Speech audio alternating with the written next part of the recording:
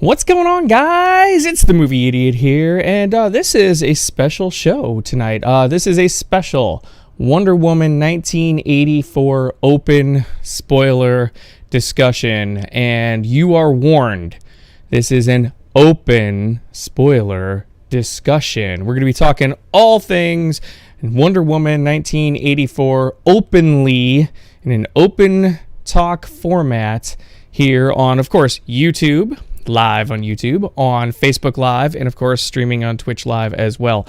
If you guys want to interact, of course, make sure you guys, well, before we even do that, make sure you guys like, subscribe, share, tell your friends. We want to build this film fan community, this film channel, and the best way to do that is to do all the stuff that I just said, so make sure you all do that.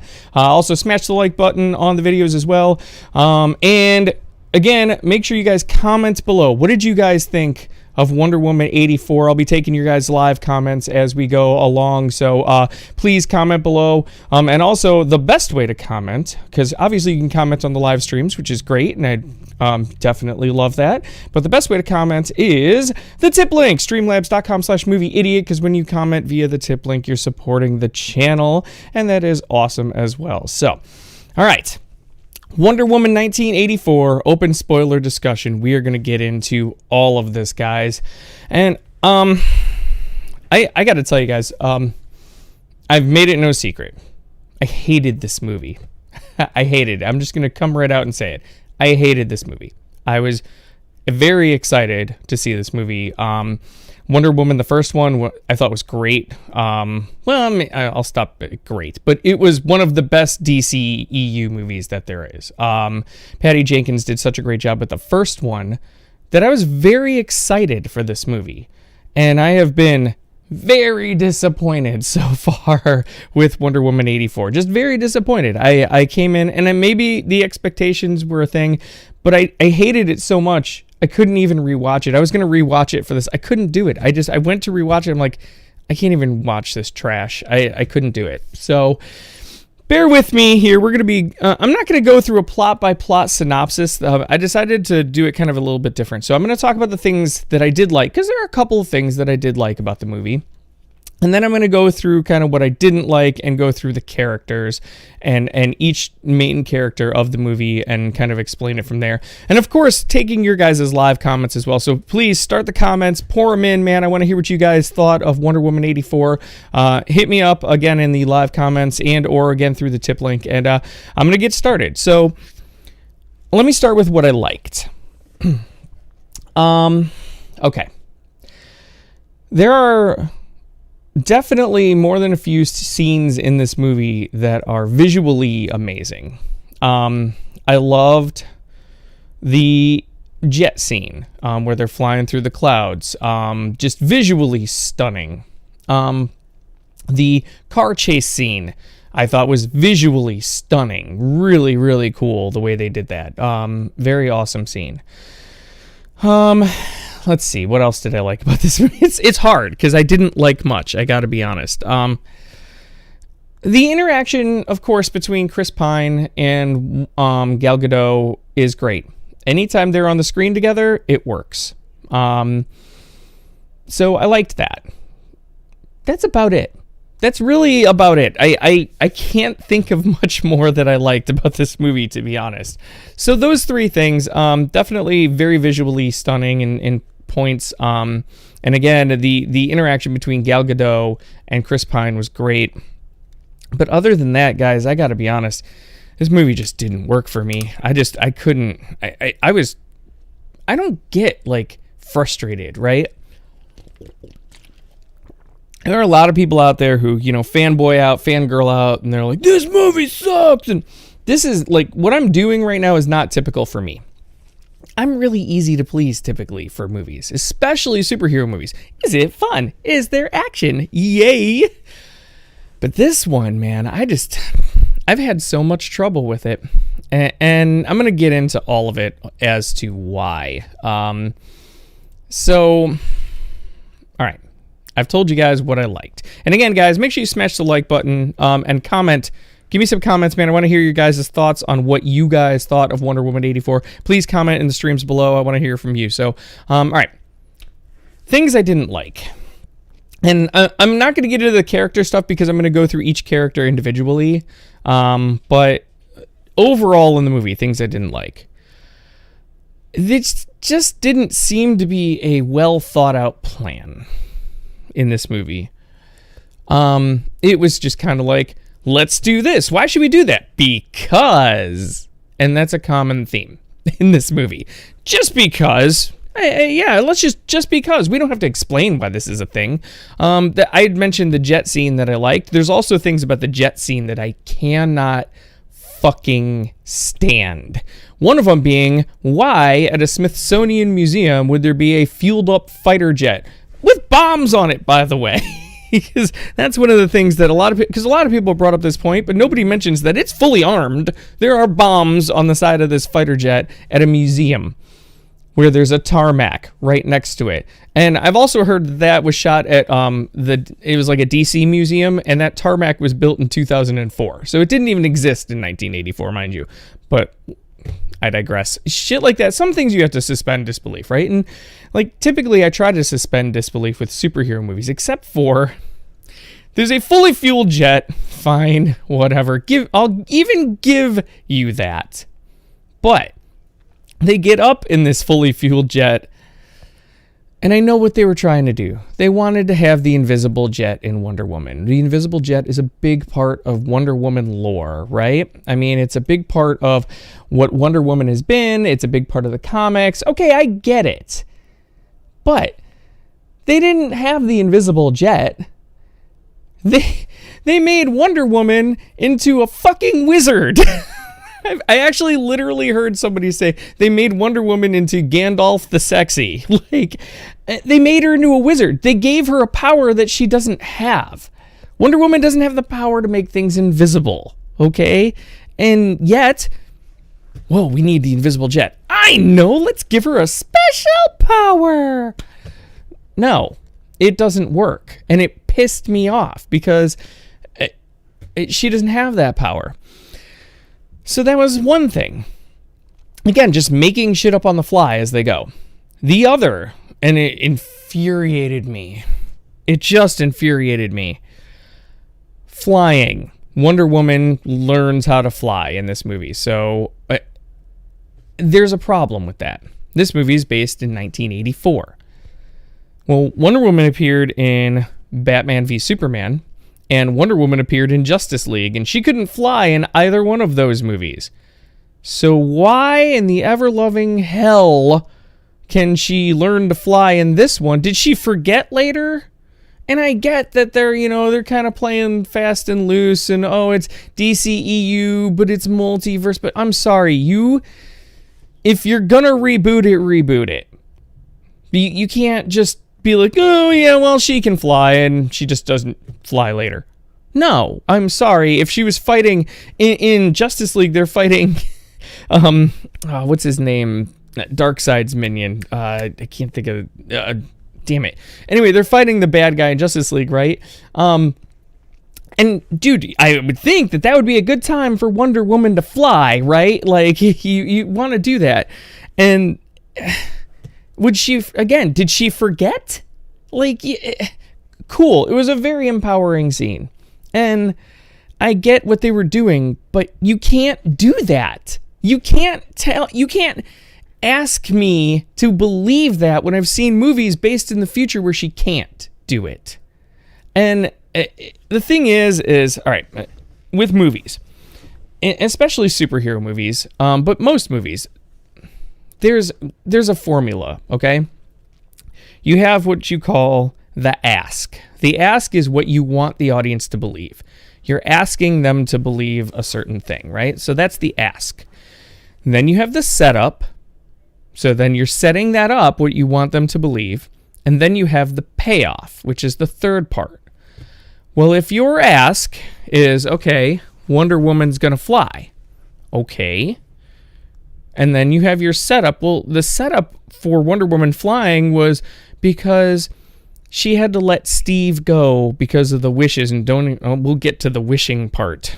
She had to let Steve go because she had to renounce her wish And then the payoff is, oh, well, then she can fly. Well, why couldn't she fly later? Because that doesn't work.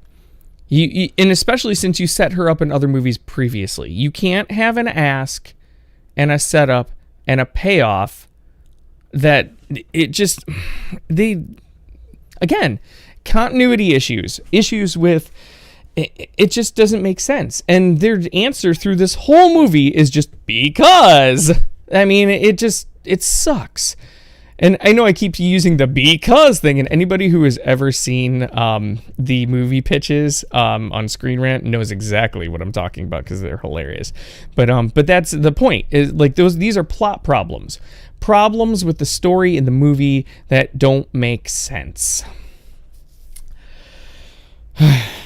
Getting also into something, and I want to say this before I forget it. I've heard a lot of pundits and a lot of people out there going, but the score in this movie is great. I will say this. Hans Zimmer scored this movie, and Hans Zimmer is one of the best movie composers out there right now, if not the best. He's in the pantheon. Is he John Williams? I don't know about that, but he's very, very, very, very good, and he's done a great job with so many great movies. And the original scoring of this movie is very good. It's amazing. And he didn't rely too much of the previous Wonder Woman theme, although he weaved some of it into it. But there were two parts in the score in this movie that just infuriated me again. One, he literally, beat for beat, note for note, ripped part of the score from Kick-Ass, the movie Kick-Ass. There's a point where, I think it's when she's learning to fly. I was going to watch this again, but I couldn't choke the movie down to do it. But beat for beat, it took a score from the movie Kick-Ass. I'm pretty sure that's from Kick-Ass. And then, what pissed me off even more is a little bit later, he flat out, and this is his own score, mind you, but flat out, or maybe it isn't. I can't remember now. Anyway, but he takes a score from the DCEU. Batman v Superman, the opening scene with Bruce Wayne's parents. And what pissed me off so much about this, I probably wouldn't mind, except for that scene in Batman v Superman is very powerful. And again, I know it's like the 18th time that they've done, Bruce Wayne's parents being killed in the alley, but the score for that scene really set up the scene. It was visually amazing, and it was a very powerful scene, and that score was so great for it. And they just fucking shit all over that by putting that same exact score into Wonder Woman 84. Why? And I read an article, and in the article they said, well, it was temporarily put there, and Patty Jenkins liked it so much, they just left it. And I was like, what? It's just fucking lazy. It's lazy. Lazy. Oh, well, it sounds good to me. Okay, let's leave it. Fine. Who cares if it ruins everything?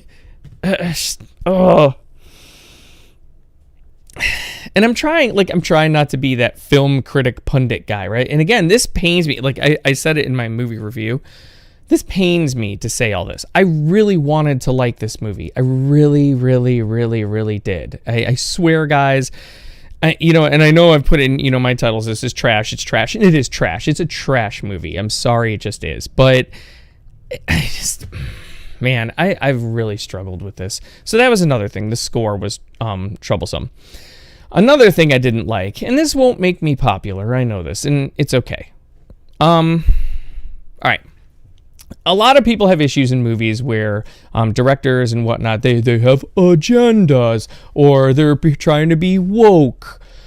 I don't give a shit about that kind of stuff, okay? So, I didn't have an issue with Avengers Endgame, the A-Force scene, where they had all the women together. I mean, it was obviously staged and set up, and they put all the women together, and that's cool. Whatever. I don't give a shit. It was a 10-second scene where they just did a montage of the women heroes. Who gives a shit? Does it make sense? Would they all be together? No, of course not. Did they do it on purpose? Yes, they did. But I don't care. It's 10 seconds. We're moving on.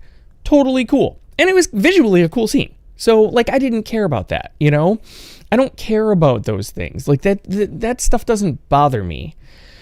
But throughout Wonder Woman 84, they made it a point to show how shitty men are.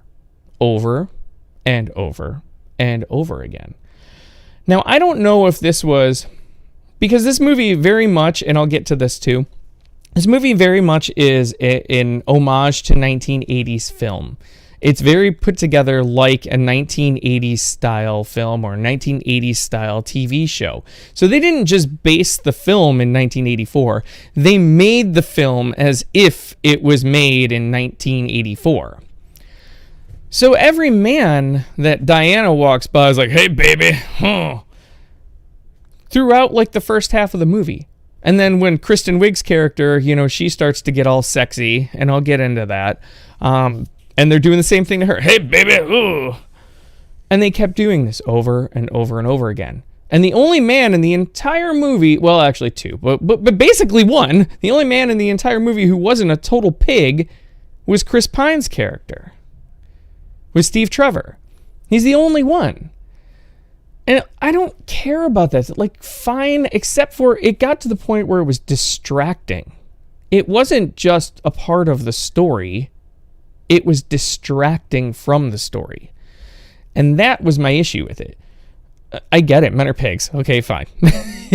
And you're not going to get much of an argument from me. I work in bars and stuff all the time. Like, I see what happens, okay? I'm that's fine. But when you were trying to tell a story, but yet you keep pounding that point over and over and over and over again, it just gets to a point where, like, okay, I get it. Okay, I get it. And that's my problem with it. Not so much saying, okay, well, men are pigs. Well, okay, whatever. That's what you want to say. That's what you want to say. But you don't have to say it 15 times. It got to a point where it just got beaten to death. And you can't do that. Now you're distracted. Now you're asking for people to critique that part. And again, I understand that they were trying to set up something, but it went far beyond just setup at that point. It went far beyond, because what they were trying to do is set up more of like Barbara and how she, wanted to be liked by men, which I'm going to get to that later when I get to Barbara.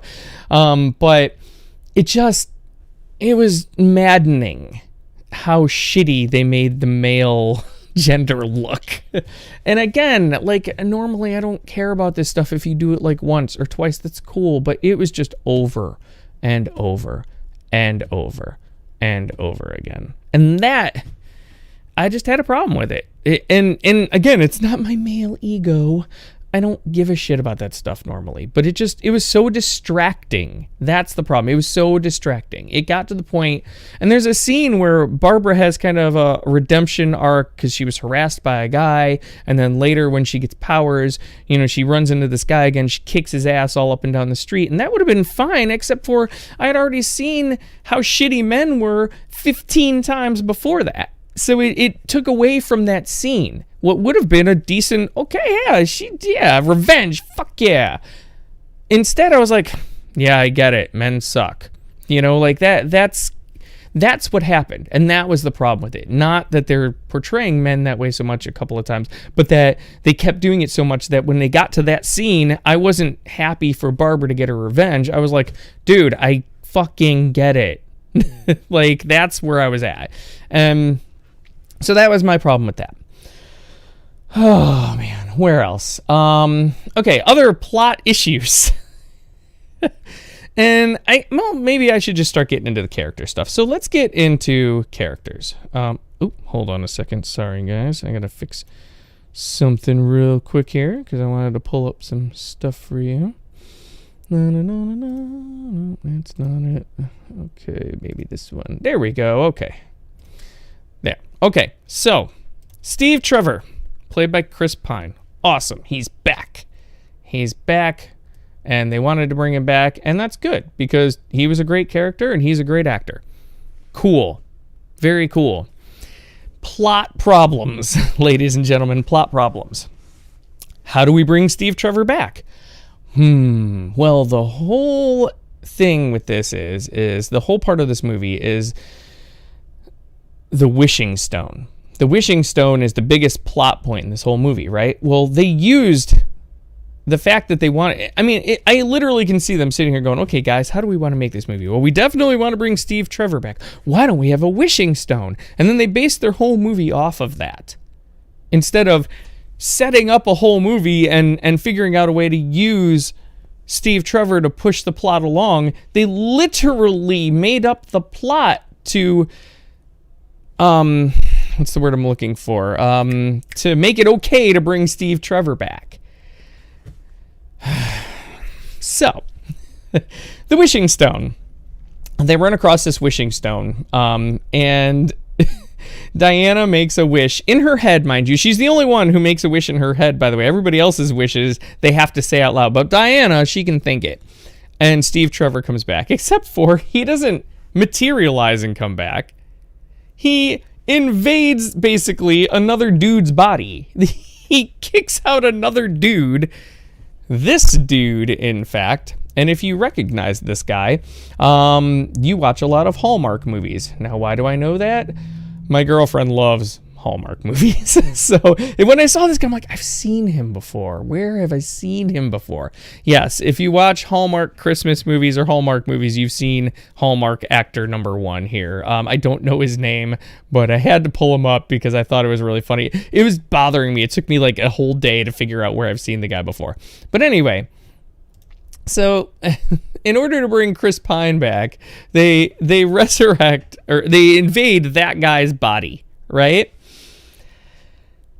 Which they end up having Gal Gadot and Wonder Woman sleep with Steve Trevor, except for Steve Trevor's in this other guy's body. So basically, they hijack a man's body and basically rape him, right? Like, did he give consent to this guy? Like, no, he wasn't there to give consent.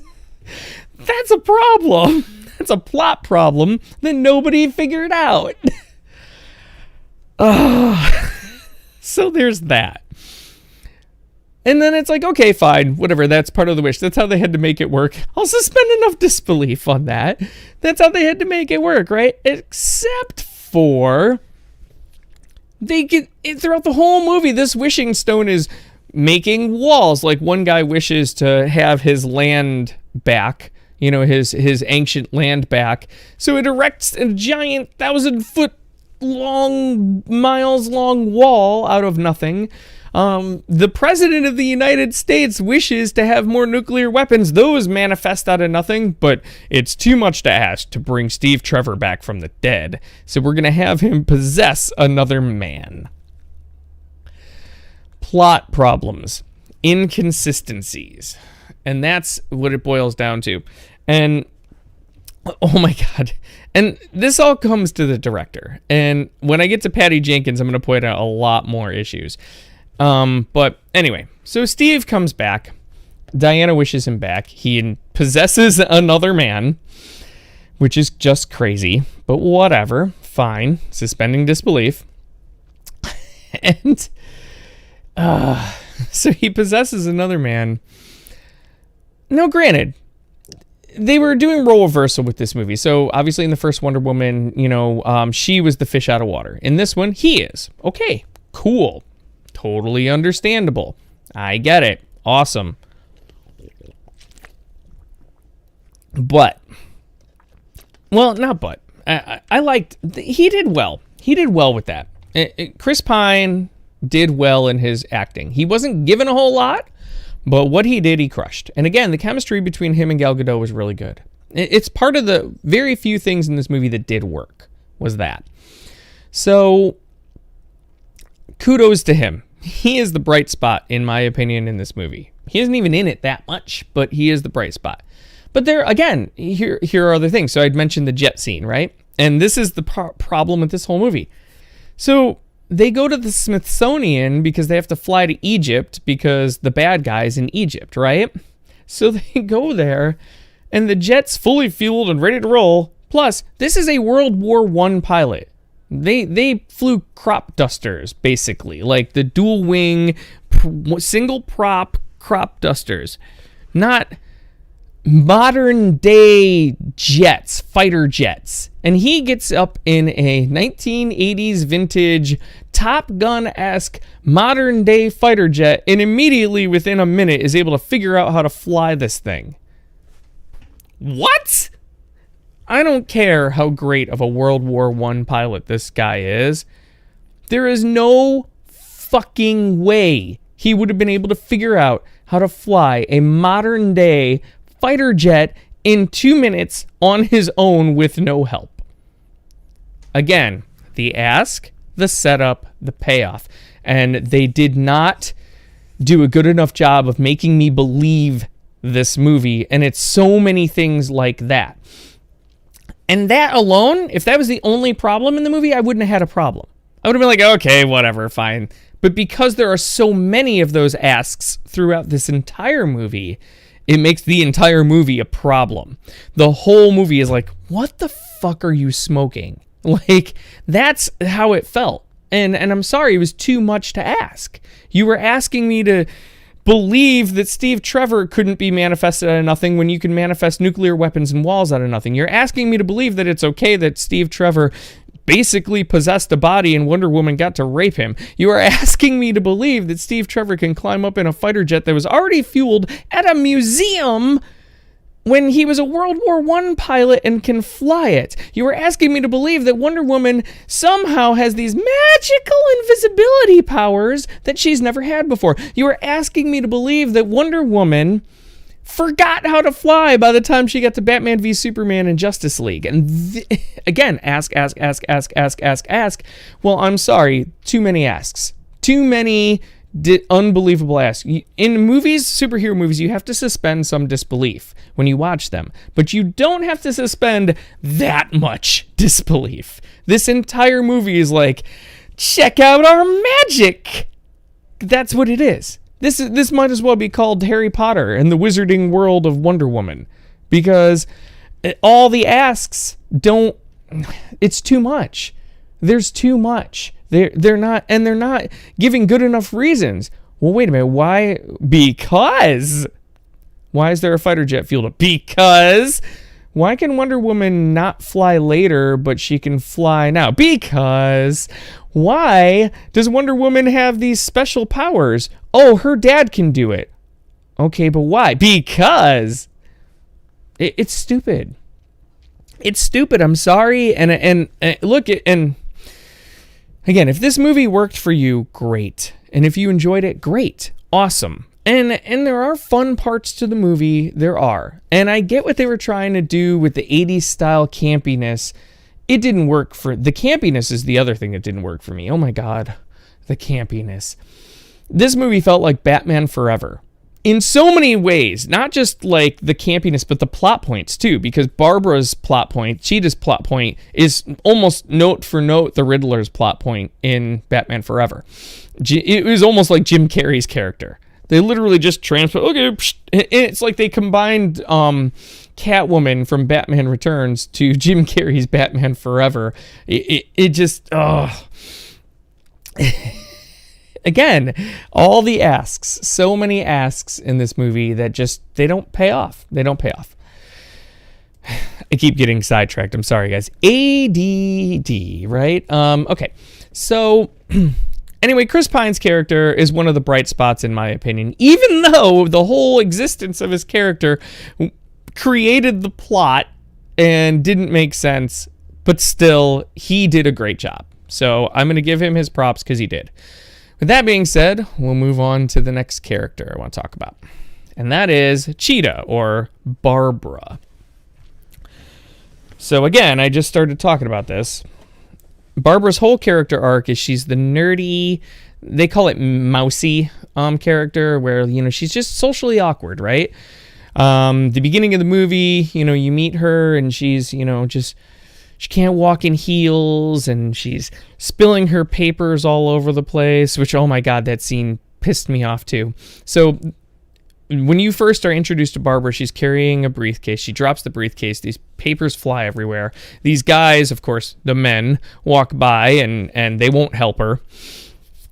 Wonder Woman comes along. She does help her pick up the papers. So you see them, they pick up the papers, they put them in the briefcase. Barbara closes the briefcase,